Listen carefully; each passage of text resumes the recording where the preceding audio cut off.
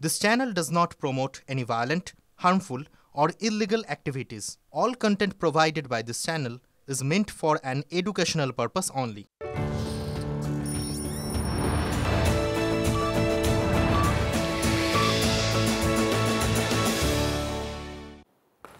নমস্কার, বিকেল ৫টা শুরু করছি আজকের পাঁচ কথা মানে এখনো পর্যন্ত যা যা ঘটে গেল তার মধ্যে থেকে ঝাড়াই বাছাই করে সেরা খবর আর তার চুলচেরা বিশ্লেষণ।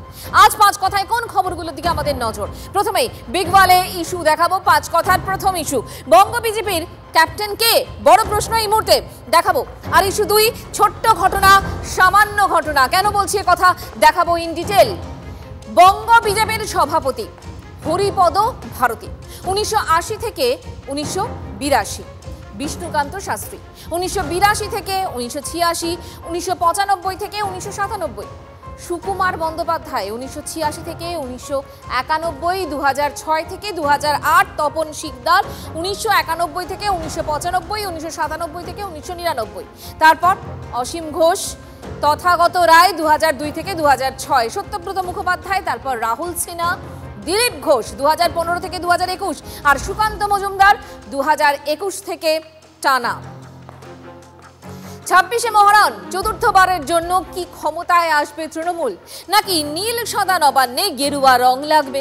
আগামী কয়েক মাসে নিঃসন্দেহে পারদ আরো জড়বে। প্রশ্ন হলো, বিরোধী বঙ্গ বিজেপি কার নেতৃত্বে ভোটের মাঠে নামবে? এখন যিনি রয়েছেন সেই সুকান্ত মজুমদারই কি রাজ্য সভাপতি থাকবেন, নাকি নতুন রাজ্য সভাপতি পাবে বাংলার গেরুয়া শিবির? নির্বাচনে ঘণ্টা বাজতেই রাজ্যে আসছেন বিজেপি নেতা রবিশঙ্কর প্রসাদ। শোনা যাচ্ছে শ্রমিক ভট্টাচার্যের পাল্লা নাকি ভারী। ২৬শে মেগা লড়াই, ২১শে আব কি বার ২০০ পার স্লোগান তুলেও হার মেনেছে বিজেপি। ২৬শে কি তৃণমূলের শক্তপোক্ত গদি উল্টে দিতে পারবে গেরুয়া শিবির? প্রবীণ বিজেপি নেতা বঙ্গ বিজেপির ক্যাপ্টেন বদলের দাবি তুলেছিলেন। আমি তো খুব পরিষ্কার করে আগাগোড়া বলে এসেছি যে সভাপতি হবার যোগ্য মানুষ একমাত্র শুভেন্দু অধিকারী, যোগ্যতম মুখ হচ্ছে শুভেন্দু অধিকারী। অবশেষে বঙ্গ বিজেপির সভাপতি পদের নির্বাচনের ঘণ্টা বেজে গেল। বুধবার দুপুর ২টো থেকে ৪টে পর্যন্ত মনোনয়ন জমার পর্ব। সন্ধে ৬টায় চূড়ান্ত তালিকা বেরোবে। ভোটাভুটির প্রয়োজন হলে বৃহস্পতিবার দুপুর ১২টায় নির্বাচন, ১:৩০টায় ফল।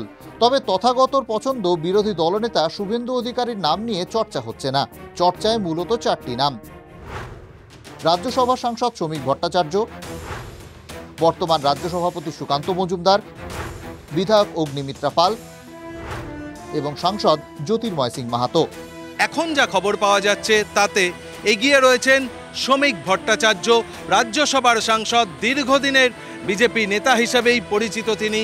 রাষ্ট্রীয় স্বয়ংসেবক সংঘ বা আরএসএস তার নামেই হয়তো শিলমোহর দিতে চলেছে, তেমনটাই বিজেপি সূত্রে খবর। ২০২১ থেকে রাজ্য সভাপতি পদে রয়েছেন সুকান্ত মজুমদার। দ্বিতীয় দফায় রাজ্য সভাপতি হওয়ার নজির নেই এমন নয়। বিষ্ণুকান্ত শাস্ত্রী, সুকুমার বন্দ্যোপাধ্যায়, তপন শিকদার, রাহুল সিনহা, দিলীপ ঘোষ প্রত্যেকেই দুদফায় রাজ্য সভাপতি হয়েছেন। ইদানিং সুকান্তর মাঠে নেমে লড়াইয়ের রাজনীতিও চোখে পড়ার মতো। ১ মাসে ৪ বার গ্রেফতার হয়েছেন, শেষবার কসবা গণধর্ষণ মামলায়। রাত কাটিয়েছেন লালবাজারে। অনেকে বলছেন আর মাত্র কয়েক মাস বাকি বিধানসভা নির্বাচনের, ফলে নতুন কাউকে দায়িত্ব দিলে তিনি নতুন কোনো টিম করে কতটা এগোতে পারবেন, তার থেকে সুকান্ত মজুমদারকে রেখে দেয়া ভালো।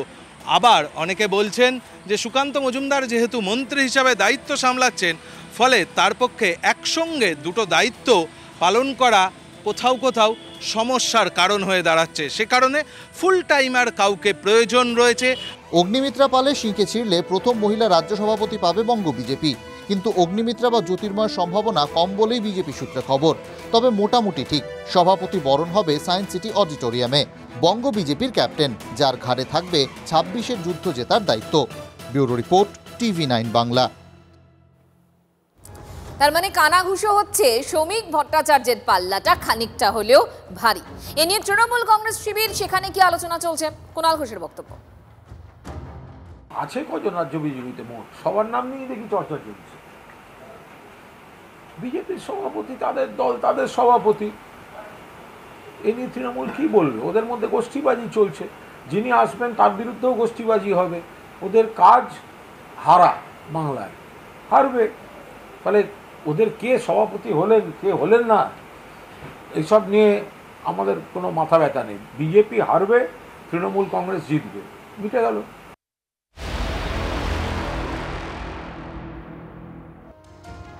কলেজে গণধর্ষণ আর তা নিয়ে তোলপাড় গোটা দেশ। তারই মধ্যে সেচমন্ত্রী মানস ভূঁইয়া, মানে রাজ্যের সেচমন্ত্রী মানস ভূঁইয়ার মুখে আমরা শুনলাম ছোট্ট ঘটনা, পরে আবার বললেন সামান্য ঘটনা। গণধর্ষণ কি ছোট্ট ঘটনা, সামান্য ঘটনা হতে পারে? মদন মিত্র, কল্যাণ বন্দ্যোপাধ্যায়ের পর এবার মানস ভূঁইয়া। বিতর্কিত মন্তব্যের তালিকা ক্রমশ লম্বা হচ্ছে। ছোট্ট একটা ঘটনা ঘটলেই গেল গেল গেল রে, কি সর্বনাশ। গত কদিনে কোন ঘটনায় বাংলা তোলপাড়? গোটা দেশ জানে উত্তরটা। কসবার কলেজে আইনের ছাত্রীর গণধর্ষণ, নির্যাতিতার বয়ানে শিউরে উঠছে জনতা। প্রথমে ইউনিয়ন রুমে ছাত্রীকে ধর্ষণের চেষ্টা, ধস্তাধস্তিতে অসুস্থ হয়ে পড়েন নির্যাতিতা। নির্যাতিতার প্যানিক অ্যাটাক হয়, শুরু হয় শ্বাসকষ্ট। হাসপাতালে নিয়ে যাওয়ার জন্য অনুনয় করেন নির্যাতিতা। বারবার বলার পর ইনহেলার নিয়ে আসে এক অভিযুক্ত। ইনহেলার নেয়ার পর একটু সুস্থ বোধ করেন নির্যাতিতা। এরপরেই গার্ডের ঘরে টেনে নিয়ে গিয়ে চলে গণধর্ষণ। নির্যাতিতার এমন বয়ান পেয়ে শোরগোল সংবাদ মাধ্যমে। তাই কি রেগে গেলেন সেচমন্ত্রী মানস ভূঁইয়া? একটা বিরাট পৃথিবী, ইরান আর ইসরায়েলের যুদ্ধ হচ্ছে, আপনি থামাতে পারছেন? পাকিস্তান আমাদের অ্যাটাক করছে, থামাতে পারছেন? আমি গিয়েছিলাম, একটা উগ্রপন্থী এখনো ধরা পড়েনি যারা পেহেলগাঁওতে মেরেছিল আমাদের 26 জন। আর বাংলার দিকে তাকান, ছোট্ট একটা ঘটনা ঘটলেই গেল গেল গেল রে, কি সর্বনাশ। শব্দ ব্রহ্ম, বন্দুকের গুলি একবার বেরিয়ে গেলে ফেরত আনা যায় না, শব্দও তাই। তাই যুক্তিজালের আশ্রয় মানস ভূঁইয়া। কলকাতা মেডিকেল কলেজে রাজ্য সরকারি কর্মচারী ফেডারেশনের অনুষ্ঠান ছিল। মঞ্চ থেকে নামতেই TV9 বাংলাকে মানুষের সাফাই। সামান্য ঘটনা হয়েছে, সেটা নিয়ে হুলহুল। একটা জিনিস বিচার করবেন, মাননীয় মুখ্যমন্ত্রী কোন ঘটনাকে এড়িয়ে গেছেন কিনা, অ্যাকশন নেননি কিনা। আরজি করে মমতা বন্দ্যোপাধ্যায় যা অ্যাকশন নিয়েছিলেন, তার বাইরে সিবিআই একটা ইঞ্চি এগোতে পেরেছে। পরবর্তী সাফাই বিধানসভায়। পেহেলগাঁওয়ে আজ অব্দি যারা 26 জনকে খুন করলো গ্রেপ্তার হলো না, কিন্তু বাংলাতে ছোট ঘটনা মানে কি কসবা? আমি কসবার ঘটনাকে তীব্র নিন্দা করি। আমি ব্যক্তিগতভাবে, আমি সন্তানের পিতা, আমরা এগুলোকে জঘন্য অপরাধ বলে ধরে আমরা কন্ডেম করি। খুব ব্যথিত আমি, দুঃখিত আমি। মানুষ অবশ্য একা নন। গণধর্ষণ নিয়ে বেলাগাম মন্তব্য করে আগেই বিতর্ক বাড়িয়েছেন মদন মিত্র, কল্যাণ বন্দ্যোপাধ্যায়রা। নির্যাতিতার দিকেই আঙুল তুলেছিলেন কামারহাটির বিধায়ক। আপনাকে বলেছে মেয়েদের বিভাগের সাধারণ সম্পাদক করবে, এইটা হওয়ার জন্য আপনি গেলেন কেন? আপনি গেলেন যখন আপনার 4টে বন্ধু নিয়ে গেলেন না কেন? আপনার মা বাবাকে নিলেন না কেন? রথ নিয়ে ব্যস্ত কল্যাণ বন্দ্যোপাধ্যায় কলেজে গণধর্ষণের খবর উড়িয়ে দিতে চেয়েছিলেন।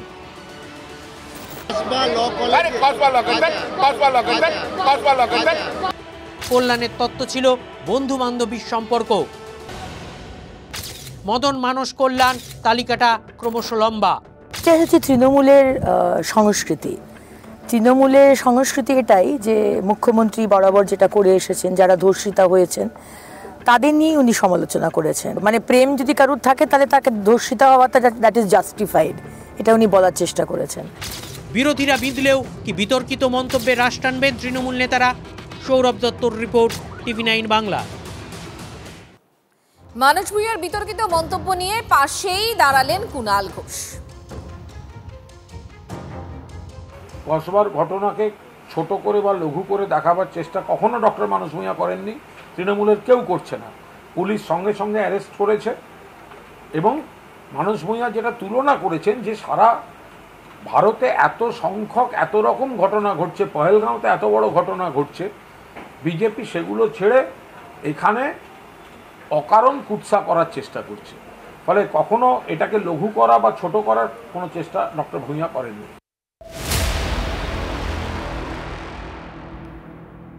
কসবা ধর্ষণ কাণ্ডে বিতর্কিত মন্তব্যের জের দলের শোকজে নিঃশর্ত ক্ষমা চেয়ে সুব্রত বক্সিকে চিঠি দিলেন কামারহাটের তৃণমূল বিধায়ক মদন মিত্র। বিতর্কিত মন্তব্যের জন্য দুঃখ প্রকাশ, আমি দলের অনুগত সৈনিক, কোনো মন্তব্য দলের ভাবমূর্তিতে আঘাত পৌঁছলে আমি দুঃখিত। দলের প্রতি নিষ্ঠাবান সুব্রত বক্সিকে চিঠি দিয়ে জানিয়েছেন মদন মিত্র।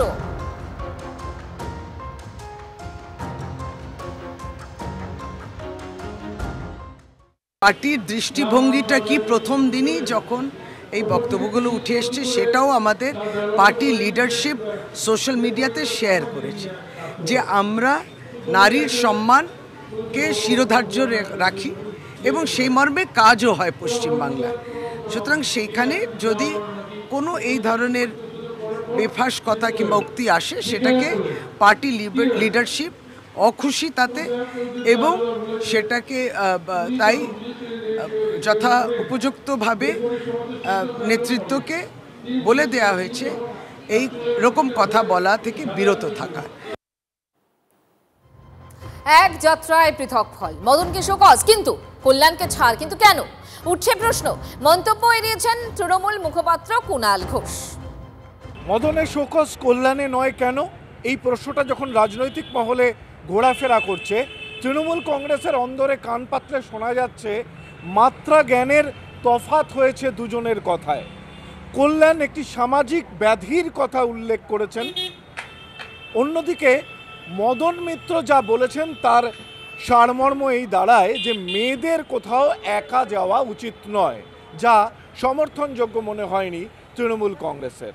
কিন্তু শুধুই কি এই মাত্রা জ্ঞান, নাকি কল্যাণ বন্দ্যোপাধ্যায় পার্লামেন্টের নেতা, গুরুত্বপূর্ণ বিভিন্ন দায় দায়িত্ব, আইনি দায় দায়িত্ব পালন করেন, সেই জন্য কি তাকে কিছুটা ছাড়? এই প্রশ্ন কোথাও কোথাও দেখা দিচ্ছে। ক্যামেরায় দীপঙ্কর দাশগুপ্তর সঙ্গে সৌরভ গুহ, TV9 বাংলা, কলকাতা। এটা সম্পূর্ণ সাংগঠনিক বিষয়, প্রসঙ্গে কোনো প্রশ্নের জবাব দেব। বিজেপি শাসিত রাজ্যে বাংলার পরিযায়ী শ্রমিকদের উপর অত্যাচার নিয়ে সরব তৃণমূল। এ নিয়ে মুখ্যমন্ত্রী আগেই বারবার ক্ষোভ প্রকাশ করেছেন। এবার সেই ইস্যুতে সুর চড়িয়েছেন তৃণমূলের রাজ্যসভার সাংসদ সামিরুল ইসলাম। তার অভিযোগ, রাজ্যকে না জানিয়ে শ্রমিকদের জোর করে বাংলাদেশে পাঠিয়ে দেওয়ার ঘটনাও ঘটেছে। গুজরাট, মহারাষ্ট্র, ওড়িশার মতো বিজেপি শাসিত রাজ্যে বাংলাভাষী পরিযায়ী শ্রমিকদের আটক করা হচ্ছে বাংলাদেশি সন্দেহে। বারবার এমন ঘটনা সামনে আসার পর এ নিয়ে ক্ষোভ উগড়ে দিয়েছিলেন খোদ মুখ্যমন্ত্রী মমতা বন্দ্যোপাধ্যায়। আমাদের লোকেদের উপরে অত্যাচার হচ্ছে, অনেক কমপ্লেন আমরা রিসিভ করছি। বাংলায় কথা বললেই পরিযায়ী শ্রমিকদের উপর অত্যাচার হচ্ছে। তোমরা কেন আমার ভাই বোনের গায়ে হাত দেবে? পরিযায়ী শ্রমিকদের জন্য এ রাজ্যেই প্রথম তৈরি হয়েছে মাইগ্রেন্ট ওয়ার্কার ওয়েলফেয়ার বোর্ড। এবারে বাংলা থেকে যাওয়া শ্রমিকদের উপর অত্যাচারের ঘটনা নিয়ে সোশ্যাল মিডিয়ায় সরব বোর্ডের চেয়ারম্যান সামিরুল ইসলাম। তার সাফ অভিযোগ, ভোটে জিততে না পেরে বিজেপি শাসিত রাজ্যে বাংলা থেকে কাজ করতে যাওয়া শ্রমিকদের বাংলাদেশি বলে নির্যাতন করা হচ্ছে। বারবার হারার ফলে বিজেপি এটা বাংলার প্রতি বিদ্বেষ থেকে এটা করছে। বিজেপি তো হচ্ছে পুরো বাঙালি বিদ্বেষী একটা দল, তার ফলে দেখুন সব কিন্তু বিজেপি শাসিত রাজ্যে বেশি করছে, এটা পুরো অর্গানাইজভাবে করছে। স্টেট গভর্নমেন্ট জানাচ্ছে, নিশ্চয় যদি ওপরে যদি কোনো ইনস্ট্রাকশন না থাকে বিজেপি দিক থেকে, তাহলে কিন্তু এটা কখনো করার কথা নয়। সামিরুলের অভিযোগ, আইন আদালতের তোয়াক্কা না করে রাজ্য প্রশাসনকে কিছু না জানিয়েই শ্রমিকদের জোর করে সীমান্ত পার করিয়ে দেওয়ার মতো ঘটনাও সামনে আসছে। ওরা 5 পুরুষ 6 পুরুষ পর্যন্ত ওদের সব ডকুমেন্ট ছিল, তা সত্ত্বেও যেখানে বাংলাদেশের কোনো সিকিউরিটি ফোর্স ছিল না, বর্ডার সিকিউরিটি ফোর্স ছিল না, সেইখানে মারতে একদম পুশব্যাক করে বাংলাদেশে পাঠিয়ে দেয়। কোন স্টেট গভর্নমেন্টের তরফ থেকে যখন বিএসএফকে চেপে ধরলাম যে কেন আপনারা আমাদের কোন আইনে আমাদের দেশের নাগরিককে আপনারা বাইরে পাঠিয়ে দিয়েছেন, তখন চাপে পড়ে ফ্ল্যাগ মার্চ করে আমাদেরকে খুঁজে আমাদেরকে ফেরত দিতে বাধ্য হয়। তৃণমূলের অভিযোগ, বাংলায় কথা বললেই বাংলাদেশি তকমা লাগিয়ে দেওয়া হচ্ছে। বাংলা ভাষায় কথা বলা কি অপরাধ? বাংলা ভাষায় কথা বললেই বাংলাদেশি বলে দেওয়া, তকমা দিয়ে তাকে আটকে দেওয়া হচ্ছে। বাংলা দেখলেই অত্যাচার করতে হবে, তাহলে বলে দিন বাংলা নিষিদ্ধ। আপনারা ভাবুন, যে ভাষা, যে বাংলা ভাষাতে নেতাজি সুভাষচন্দ্র বোস, ক্ষুদিরাম বোসের মতো বিপ্লবী, যাদের জন্য আজকে ভারতবর্ষ স্বাধীন হয়েছে, সেই ভাষায় কথা বললে আজকে কোনো রকম ভেরিফিকেশান ছাড়া বাংলাদেশে টেকে দেওয়া হচ্ছে। মাইগ্রেন্ট ওয়েলফেয়ার বোর্ডের পোর্টালের মাধ্যমে পরিযায়ী শ্রমিকদের তথ্য একত্র করার কাজ শুরু হয়েছে এ রাজ্যে। এখনো পর্যন্ত পাওয়া তথ্য অনুযায়ী ভিন রাজ্যে কাজ করতে যাওয়া এ রাজ্যের মানুষের সংখ্যা ৬৫ লক্ষ। ফলে পরিযায়ী শ্রমিকদের উপর অত্যাচারের অভিযোগ নিঃসন্দেহে রাজ্যের বিরাট সংখ্যক মানুষকে প্রভাবিত করেছে। আর সেই ইস্যুকেই হাতিয়ার করে রাজনীতির ময়দানে নেমেছে তৃণমূলও। Bureau report, TV9 Bangla. ফের ভিন রাজ্যে বিপদে বাংলার পরিযায়ী শ্রমিক। তেলেঙ্গানার হায়দ্রাবাদে ওষুধ কারখানার বিস্ফোরণে মৃত ৩৫। ঘুম উড়েছে বাংলার ঘরেও। পশ্চিম মেদিনীপুরের দাসপুরের একাধিক পরিযায়ী শ্রমিক ওই কারখানায় কাজ করতেন। দাসপুরের হরিরাজপুর গ্রামের ৪ জন কাজ করতেন ওই কারখানায়। বাবা ভর্তি ICUতে, আর নিখোঁজ ছেলে। নিখোঁজ গ্রামের আরও এক বাসিন্দাও। বিস্ফোরণ হয়ে পুরো ওখানে যতজন ছিল নাকি বিভৎস বিস্ফোরণ হয়েছে এবং ছাদটা নাকি পড়ে গেছে। পড়ে যে একজনকে খুঁজে পাওয়া গেছে, তারাপদ টুডুকে, সে ICUতে ভর্তি আছে। আর দুজন তারা ডিউটি এখন অবধি নিখোঁজ, এখন অবধি পাওয়া যাচ্ছে না, তল্লাশি কাজ চলছে, যেটা এখন অবধি খবর। আর একজনের নাইট ডিউটি ছিল, উনি তার রুমে চলে গেছে। আমি তো বাড়িতে ছিলাম না, আমি ছিলাম উড়িষ্যাতে, ভুবনেশ্বর। ডাক্তার দেখাতে গেছিলাম ওখানে।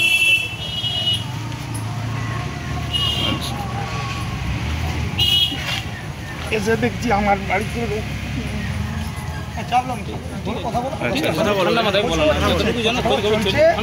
তারপরে শুনি এই জানানো হয়নি, এই ব্যাপার আর কি জানতাম না। তারাপদ টুডু আমার স্বামী, ছেলে শ্যামসুন্দর টুডু। খোঁজ পেয়েছেন দুজনেরই? দুজনেরই তো খোঁজ পাওয়া যাচ্ছে না। প্রকাশ্য রাস্তায় প্রতিবাদী বৃদ্ধকে পিটিয়ে দলের রোষে খড়গপুরের শাসক দলের নেত্রী বেবি কোলে। শৃঙ্খলা ভঙ্গের অভিযোগে তাকে শোকজ করেছে দল। 3 দিনের মধ্যে কারণ দর্শানোর নির্দেশ দেওয়া হয়েছে। একই সঙ্গে খড়গপুর টাউন থানায় তৃণমূলের তরফে বেবির বিরুদ্ধে FIR রুজু। বেবি কোলের আচরণে দলের ভাবমূর্তি নষ্ট হয়েছে বলে বিবৃতিতে জানিয়েছে পশ্চিম মেদিনীপুর জেলা তৃণমূল কংগ্রেস। দলের রাজ্য নেতৃত্বের নির্দেশ অনুসারে বেবি কোলে শর্মাকে শোকজ করা হলো এবং 3 দিনের মধ্যে তাকে উত্তর দিতে বলা হয়েছে। 3 দিনের মধ্যে সঠিক উত্তর না পেলে রাজ্য নেতৃত্ব পরবর্তী সময়তে যে নির্দেশ দেবে সেই নির্দেশ মতো আমরা কাজ করব এবং পাশাপাশি বেবি কোলে শর্মার বিরুদ্ধে খড়গপুর টাউন থানায় FIRও রুজু করা হয়েছে। এই নেত্রীর সঙ্গে প্রশাসনের একদম দহরম মহরম আছে, সেই ছবি প্রকাশ্যে উনি দেখান সবকে। FIR দেওয়ার পরেই পাণ্ডে বাবুর কথা হলো, বললেন যে আর কোনো চিন্তা নেই, উনি ভেতরে থাকবেন। বললেন ভিডিও আমাদের হাতে আছে, অরিজিনাল যে ভিডিওটা করেছিল সেই লোকটাকে আমরা খুঁজে বের করব। হঠাৎ করে খবর পেলাম রাত্রিবেলা 9টার সময় তাদেরকে আবার বাড়ি পৌঁছে দিয়ে এসছে। এ অবাক সত্য সেলুকাস এই দেশ। আমি তো ভাবতে পারছি না, এই 66 বছর বয়সে আমি কোনোদিন এরকম জিনিস দেখিনি। এই বেবি কোলে ওই দুর্গা সাহেবের বাড়ি দখল করতে চেয়েছে পরিকল্পিতভাবে, একদম দাঁড়িয়ে থেকে পরিকল্পিতভাবে রং জোগাড় করে এক জালি লয়ারের বাড়ির সামনে দাঁড়িয়ে ওরা ছুটে এসে ধরলো, আর জালি লয়ার ভেতরে ঢুকে গেল, দিয়ে আমাকে রাস্তার মধ্যে ফেলে পিটাতে শুরু করলো। খড়গপুরে কয়েক মাস আগে এই ধরনের ঘটনা ঘটেছিল। এই মহিলারাই, তার মধ্যে কয়েকজন আছেন যারা আমার বিরুদ্ধে আর এই ধরনের প্রদর্শন করেছিলেন বলে, অসভ্যতা করেছিলেন বলে আমি তার বিরোধিতা করেছিলাম। আমি আমার ভাষায় করেছিলাম, সেই ভদ্রলোক হয়তো করতে পারেননি। আর সেদিন যদি সুযোগ পেত তারা আমার সঙ্গে এরকম করতে পারত। সেদিন কিন্তু TMCর মহিলা কর্মীরা, নেত্রীরা, মন্ত্রীরা খুব প্রতিবাদ করেছেন, দিলীপ ঘোষের বিরুদ্ধে বলেছিলেন এবং রাস্তায় নেমেছিলেন। সেই মহিলাদের নিয়ে এসে এখানে মিছিল করা হয়েছিল কলকাতায়। আজ যদি সাহস থাকে TMCর সেই নেত্রীরা যারা কেবল চাকরি করছেন TMCতে, তারা একবার ওর বিরুদ্ধে বলুন না। আমার মনে হয় বললেই চাকরি চলে যাবে। শশী পাঁজা বা আমাদের আইনমন্ত্রী তারা রাস্তায় আর নামবেন না, কারণ তারা সিলেক্টিভ বিষয়ে বক্তব্য রাখেন। অবাঞ্ছিত ঘটনা।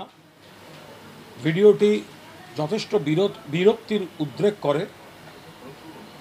যদিও যারাই শুনলাম একটা অভিযোগ করা হয়েছে ওই ব্যক্তির নামে মহিলাদের তরফ থেকে, কিন্তু যে অভিযোগই থাক ওইভাবে প্রকাশ্যে কাউকে মারার রাইট কেউ কাউকে দেয়নি।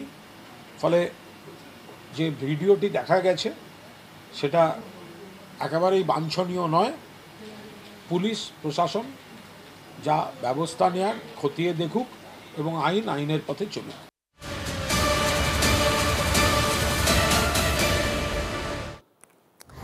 3 বছরেই বেহাল রাস্তা, রোজই ঘটছে দুর্ঘটনা, দুর্ভোগ, কমেছে বাস চলাচল। মঙ্গলকোটের নিগম থেকে নতুনহাট পর্যন্ত 9 কিলোমিটার রাস্তার বেহাল দশা।